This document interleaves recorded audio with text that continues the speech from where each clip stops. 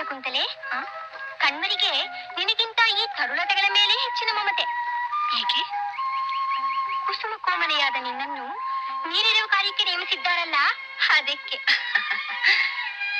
ಈ ತರುಲತೆಗಳೆಂದರೆ ನನಗೂ ಪ್ರೇಮ.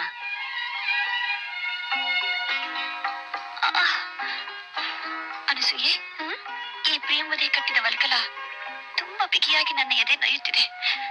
ಸ್ವಲ್ಪ ಸಡಿಲಗೊಳಿಸು. ಎದೆಯನ್ನು ಉಬ್ಬಿಸುತ್ತಿರುವ ನಿನ್ನ ಯೌವನವನ್ನು ನಿಂದಿಸು, ನನ್ನನ್ನು ನಿಂದಿಸಬೇಡ.